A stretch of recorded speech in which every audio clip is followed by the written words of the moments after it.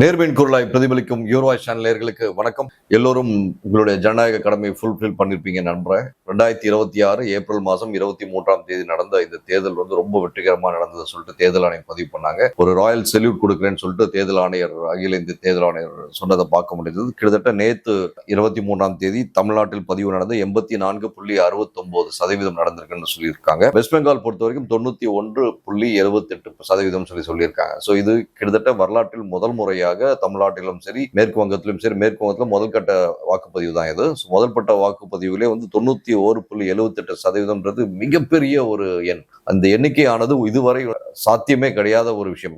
சாத்தியம் எப்படி ஆச்சு அப்படி பார்த்தா SIR அப்படின்ற ஒரு விஷயத்தால் தான் சாத்தியமாச்சு. ஸோ தேர்தல் ஆணையம் சிறப்பாக செயல்பட்டதோட எஃபெக்ட் உண்மையிலேயே நேற்று என் தமிழ்நாட்டில் பொறுத்த வரைக்கும் பெரிய அசம்பாவிதம் எதுவும் இல்லாமல் ரொம்ப ஸ்மூத்தாக நடந்தது. ஆனால் மேற்கு வங்கத்தில் கிட்டத்தட்ட ஒரு 5-6 இடத்தில் சில அசம்பாவிதம் அங்கொன்றும் இங்கொன்றுமாக நடந்தது. தமிழ்நாட்டில் முக்கியமாக சில நல்ல விஷயங்களும் நடந்தது, சில கசப்பான விஷயங்களும் நடந்தது. தேர்தல் ஆணையம் இதில் கருத்தில் ஏன் கொள்ளவில்லை என்பதை சற்று யோசிக்க வேண்டும். தேர்தல் ஆணையத்திற்கு சில கேள்விகள் மக்கள் மூலமாக இருக்கிறது.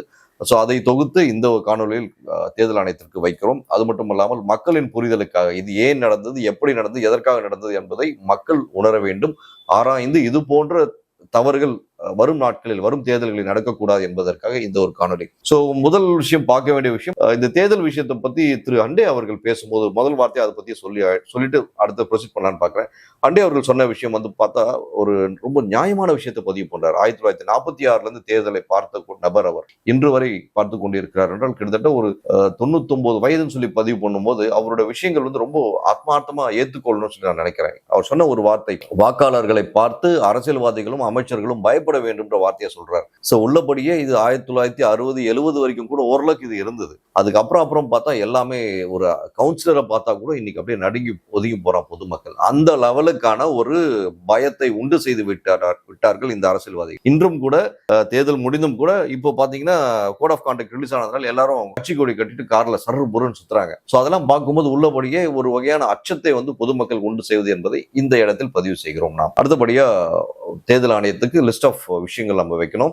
ப்ரொசீடிங் ஆஃபீஸர்ஸ்லாம் நீங்க ப்ராப்பரா ட்ரைன் பண்ணி வச்சிருக்கீங்க, வாழ்த்துக்கள். ரொம்ப ட்ரைன் பண்ணி சிறப்பாக அவங்க செயல்பட்டாங்க, அதுல மாற்று கருத்து இல்லை. ஆனாலும் சில இடத்தில் ப்ரொசீடிங் ஆஃபீஸர்ஸ் என்ன பண்ணிருக்காங்க, ஆபீசர் வேலை செய்யாம அவங்க முதியோர்கள், ஊனமுற்றவர்கள், இந்த மாதிரி விஷயம் அவங்களுக்குலாம் கரெக்டா அந்த பட்டன் பிரஸ் பண்ண தெரியல, இல்லை எங்க இருக்குன்னு சொல்லிட்டு அவங்க செலக்ட் பண்ண முடியாத நேரத்துல இவங்க உள்ள போந்து இவங்களுக்கு இஷ்டப்பட்ட சின்னத்தை போய் அழுத்தி விட்டுருக்காங்க. இது ஒரு எவிடென்ட்டோட ஒருத்தர் ப்ரூவ் பண்ணியிருக்காரு கன்னியாகுமரியில. இந்த விஷயத்த அவ்வளவு ஸ்ட்ராங்கா ஏன் அவர் டிஃபெண்ட் பண்ணாரு நம்ம பார்க்கும்போது தான் தெரியுது. அந்த அம்மா ஒரு பர்டிகுலர் கட்சி மேல பற்றாளர். ஸோ இந்த ப்ரொசீடிங் ஆஃபீஸர் இவங்க மட்டும் வெளியே வந்த விஷயம் இந்த ஒரு கன்னியாகுமரி மாவட்டத்துல இருந்து. ஸோ அந்த மாவட்டத்துல அந்த ப்ரொசீடிங் ஆஃபீஸர் மேடம் பண்ணியிருக்காங்க. அதே மாதிரி இன்னொரு மாவட்டத்திலயும் ஒரு அருமை சகோதரர் ஒருத்தர் பண்ணியிருக்காரு. அந்த சகோதரரும் அவருக்கு இஷ்டப்பட்ட ஒரு கட்சியை போயிட்டு பதிவு பண்ணியிருக்காரு. அந்த 2வது தொகுதி எதுன்னு பாத்தீங்கன்னா சமயபுரத்துல இருக்கக்கூடிய 152வது வார்டு. பார்ட்டியோட ஓட்டை பாத்தீங்கன்னா அங்க இருக்க ப்ரொசீடிங் ஆஃபீஸர் மாத்தி போட்டிருக்காரு. ஸோ கன்னியாகுமரி ஒரு ப்ரூஃப், சமயபுரம் ஒரு ப்ரூஃப். அந்த ப்ரொசீடிங் ஆஃபீஸர் என்ன கழட்டுறதுக்கு அந்த வேலை செய்யறாரு தெரியல. அவருக்கான வேலை என்னவோ அந்த வேலை செஞ்ச ரிட்டர்னிங் ஆஃபீஸர் ஒரு இன்ஸ்ட்ரக்ஷன் கொடுத்திருப்பாங்க, அதுபடிதான் அவர் செயல் எக்ஸிக்யூட் பண்ணும். அதை விடுத்து இவங்களுக்கு தேவையான ஒரு சின்னத்தை மத்தவங்க மேல திணிச்சு இவங்க அவங்க சார்பா போட்டேன்னு சொல்லி ரெக்கார்ட் பண்றது இது ஒரு அவலம். அந்த 2 ப்ரொசீடிங் ஆஃபீஸர்ஸ் மட்டும் இப்போ எவிடன்ஸா வந்திருக்கு. அவங்க மேல எலெக்ஷன் கமிஷன் என்ன ஆக்ஷன் எடுக்க போகுது? ஆக்சுவலா மனசாட்சிப்படி நடக்க வேண்டும் என்றால் அவர் இருவரை சிறையில் அடைக்க வேண்டும்.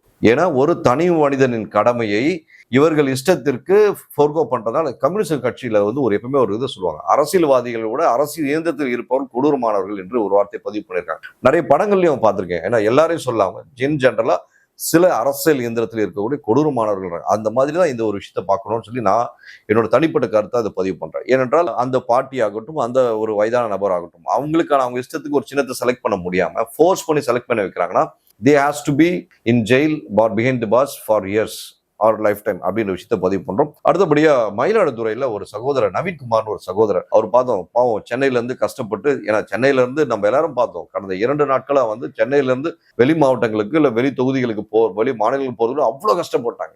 எல்லா இடத்துல டிராபிக் ஜாம். மாதாவரத்துல காலங்காத்தால 7 மணி வரைக்கும், நைட்டு 9 மணிக்கு ஆரம்பிச்ச சண்டை காலங்காத்தால 7 மணி வரைக்கும் சண்டை போட்டுட்டு இருக்காங்க. அவங்களுக்கு போதுமான டிரான்ஸ்போர்ட் ஃபெசிலிட்டி.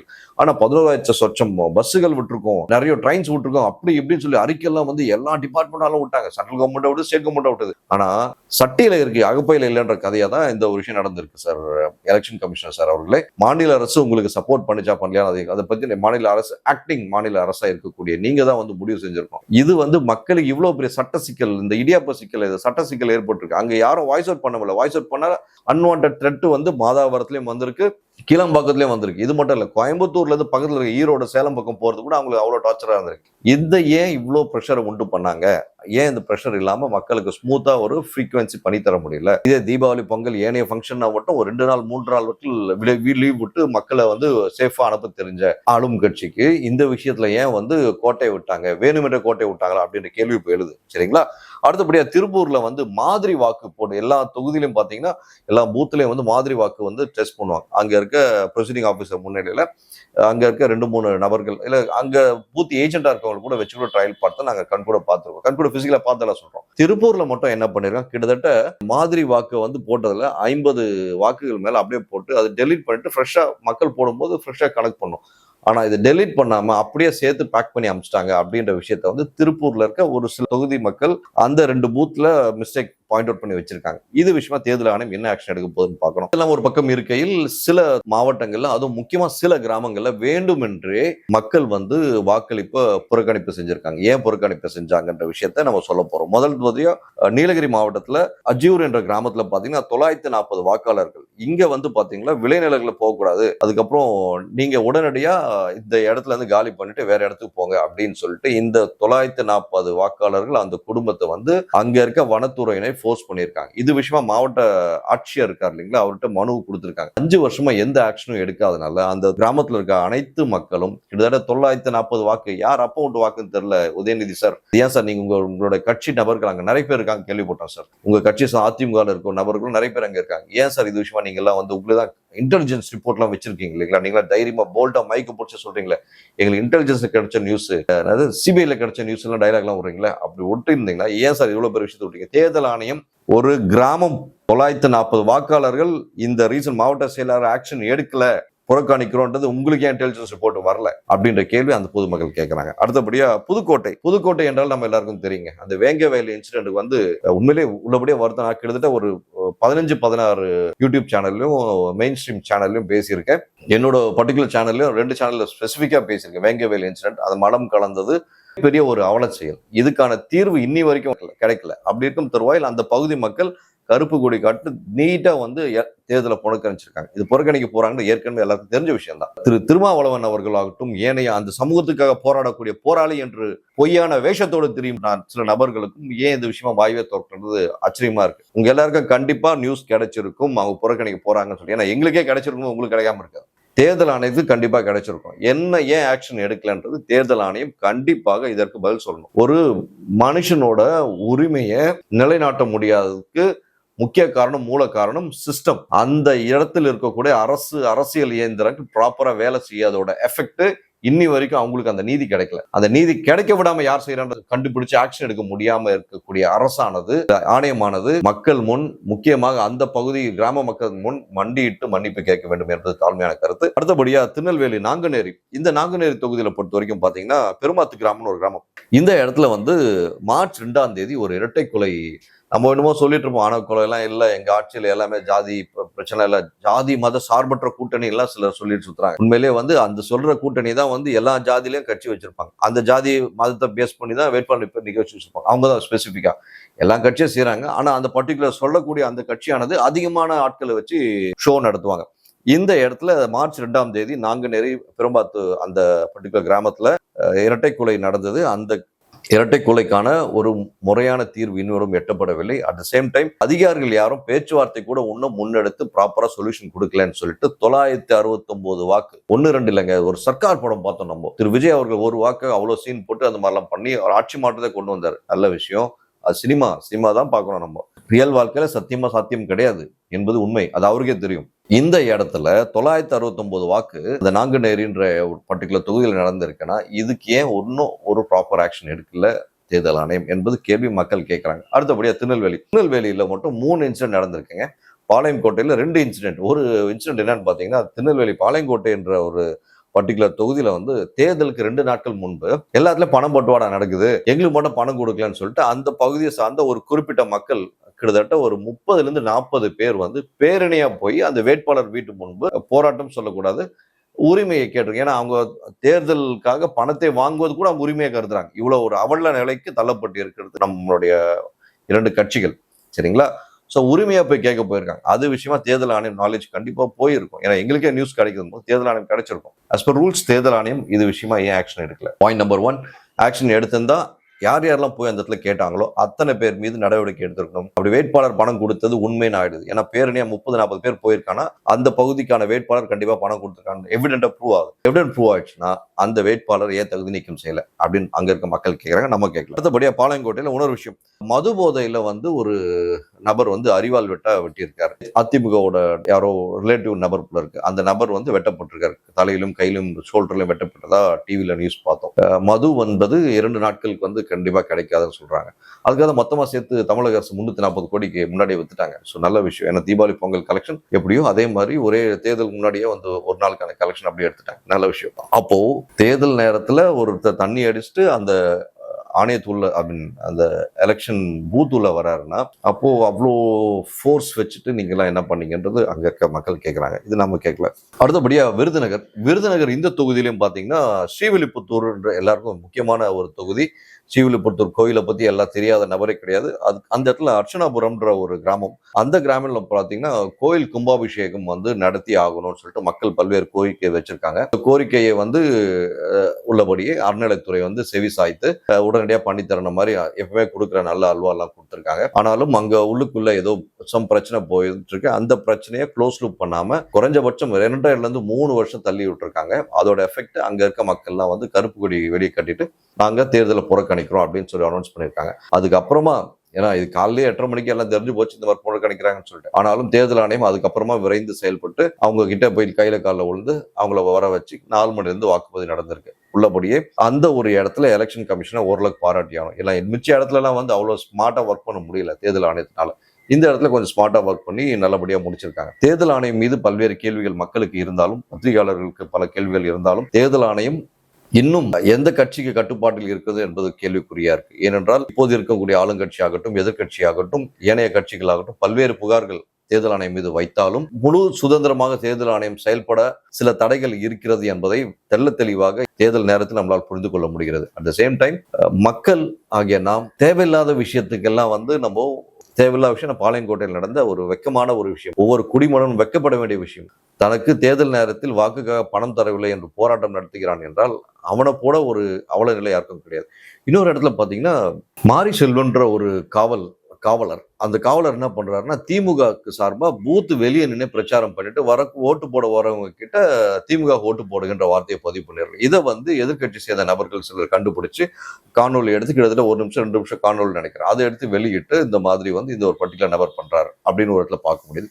இன்னொரு இடத்துல ஒரு காவலர் வந்து தெரியாம டிராபிக் கண்ட்ரோல் பண்றதுக்காக விசில் அடிக்கிறார். அதுக்கு வந்து திமுகவினர்லாம் அவரை மிரட்டி வார்ன் பண்றது பார்க்கும். இந்த மாதிரி விஷயங்கள்லாம் நடக்கிறத நம்ம கண் கூட வந்து எவிடென்ட்டா வந்து தெரியுது. தெரிஞ்சாலும் ஏன் தேர்தல் ஆணையம் உடனடியா வந்து அது ஆக்ஷன் எடுக்கல? ஏனென்றால் அவரு ஏற்கனவே அந்த காவலர் பொறுத்த வரைக்கும் ஒரு 20-30 பேரை கன்வின்ஸ் பண்ணிட்டாருன்னு சொல்லிட்டு அந்த காணையில பக்கத்துல இருக்க சில நபர் சொல்றாங்க. அப்படி இருக்கும் தருவாயில் மக்களுக்கு எல்லாருக்கும் போதுமான அளவுக்கு வந்து இந்த கட்சிக்கு தான் ஓட்டு போகணும், அந்த கட்சி தான் ஓட்டு போகணுன்றது இன்னமும் கூட 15-20% மக்களுக்கு ஒரு விழிப்புணர்வு இல்லை. தனக்கு பிடிச்ச ஹீரோக்கு போடணும், தனக்கு பிடிச்ச இந்த சின்னத்துக்கு போடணும் அப்படின்ற எண்ணம் தான் மக்களுக்கு இருக்கு. இவன் வந்தா மாற்றம் கிடைக்கும், இன்னார் வந்தா என்னோட குடும்ப பிரச்சனை தீரும், இன்னார் வந்து தொகுதி பிரச்சனை தீரும் அப்படின்ற எண்ணம் ஒவ்வொரு மக்களுக்கும் வந்து அந்த புரிதலை உண்டு செய்யாமல் விட்டு விட்டனர் இப்போதுள்ள அரசியல் இயந்திரத்தில் இருப்பவர்கள். ஆனால் அரசியல் இயந்திரத்தில் இருப்பவர்கள் யாராவது இது விஷயமா மெனக்கெட்டாங்களா பாத்தீங்கன்னா கொஞ்சம் மெனக்கெடுறாங்க. ஆனா 100% மட்டும் தான் வாக்குப்பதிவு முக்கியம்ன்றது பாக்குறாங்க. இதெல்லாம் இருக்கும் தகவலில் திரு அஜித் அவர்களை பற்றி வந்து ஒரு விஷயம் போட்டாங்க. 5:55 6:55 முதல் ஓட்டு, தமிழ்நாட்டில் முதல் ஓட்டு அப்படின்னு போட்டாங்க. இடது கையில மை வைக்கிறது வலது கையில வச்சுட்டாங்க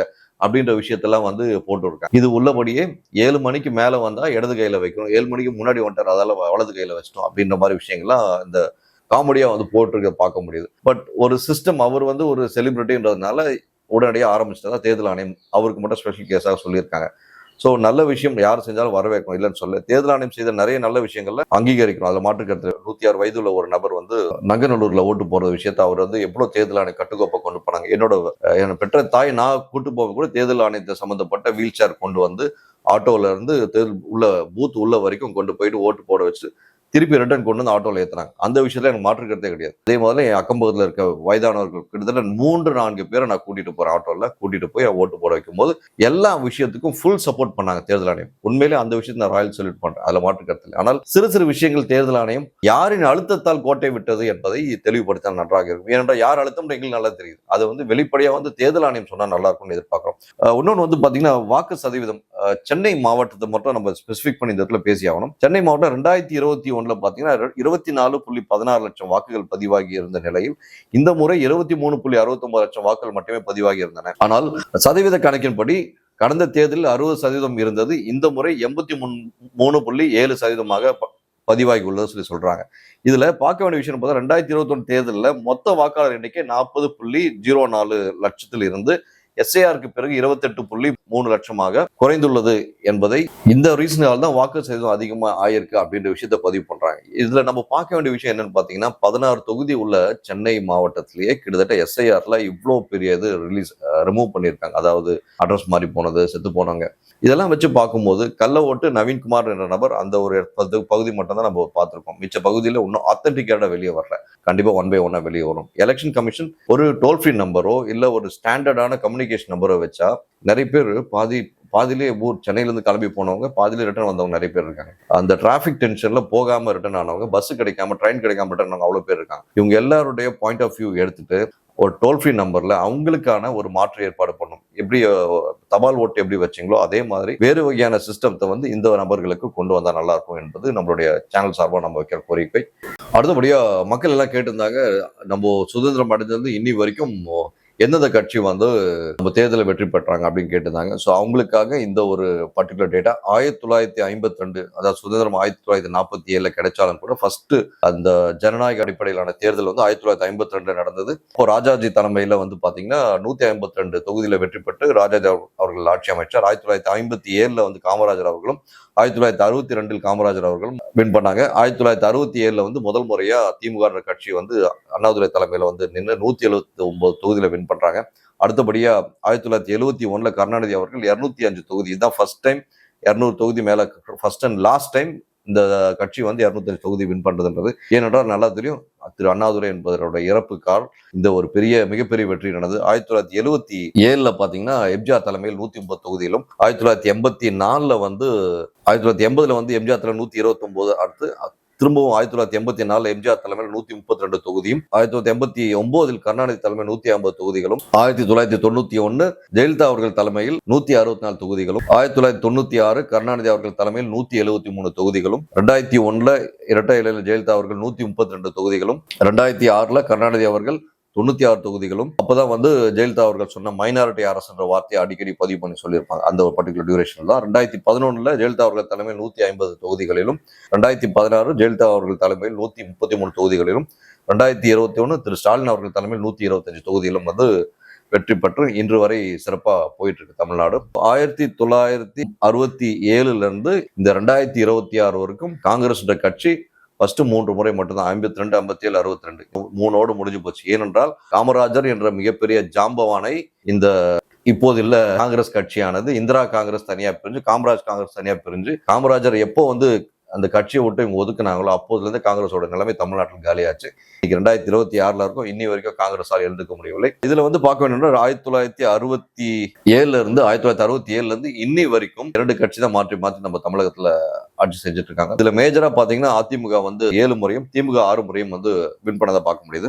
இதுல இன்னொரு விஷயம் பார்க்க வேண்டிய விஷயம் என்றால் 2026 இந்த தேர்தலுக்கு பின் திமுக கூட்டணியும் சரி அதிமுக கூட்டணியும் சரி கிட்டத்தட்ட ஒரு 4 கட்சிகள் கூட்டணி தவிர்த்து வேறு ஒரு தனி கட்சியும் சரி ஒரு 4 to 5 கட்சிகள் வந்து டெபாசிட் இல்லாத நிலைக்கு தள்ளப்படுவார்கள். அவர்களுடைய இடம் எங்க இருக்குன்னு தெரியாத லெவல் தள்ளப்படுவாங்க. அதுல ஆணித்தரமா இந்த விஷயம் சொல்றோம். ஏனென்றால் தேர்தல் முடிஞ்சு மே 4 ரிசல்ட் வரட்டும், அந்த 4+1 அந்த கட்சி எந்தெந்த கட்சின்ற தெளிவுபட நான் மக்களுக்கு சொல்றேன். ஏனென்றால் நாம ஃபுல்லா கருத்து கணிப்பு விஷயம்லாம் எடுத்தோம். நம்ம இது கருத்து கணிப்போ இல்ல எந்த வகையான மக்கள் ரிலேட்டட் விஷயங்களும் நம்ம இங்க பிரதிபலிக்கல. ஆனால் மக்களுக்கு சில விஷயத்தை கொண்டு போய் சேர்க்க வேண்டும் என்பதற்காக இந்த காணொலி. சரிங்களா? நம்ம மார்ச் மாசம் முதல் வாரத்தில் பதிவு பண்ணியிருந்தோம். அதிமுக கூட்டணியானது 118 இருந்து 122 தொகுதியில கண்டிப்பா ஜெயிக்க வாய்ப்பு இருக்கு சொன்னோம். அதுல இருந்து இன்னி வரைக்கும் பின்வாங்கல. விஜய் அவர்கள் கிட்டத்தட்ட 14% வாக்குகள் பெறுவாள் சொன்னோம். அதுல இருந்து இப்போ கொஞ்சம் அதிகமா வாங்குறதுக்கான வாக்கு சதவீதம் வாங்குறது வாய்ப்பு இருக்குன்ற விஷயத்தை பதிவு பண்றோம். இந்த சூழலிலும் அப்போ சொன்ன அதே வார்த்தை, அதிமுக வெல்லும், திமுக எதிர்க்கட்சியாக அமரும் என்பதை தெளிவாக நாம் அன்றிலிருந்து இன்று வரை ஸ்ட்ராங்கா நிற்கிறோம். நிலைப்பாடுல மாற்றம் இல்லை. ஆனாலும் சிலரோட வாக்கு எண்ணிக்கை ஏறும் இறங்கும். ஏறுவது யார் என்பது நமக்கு தெரியும், இறங்க போவது யார் என்று நமக்கு புரியும். மே 4 அன்று இதுக்கான தெள்ள தெளிவான விளக்கங்கள் கொடுக்கப்படும். நன்றி, வணக்கம்.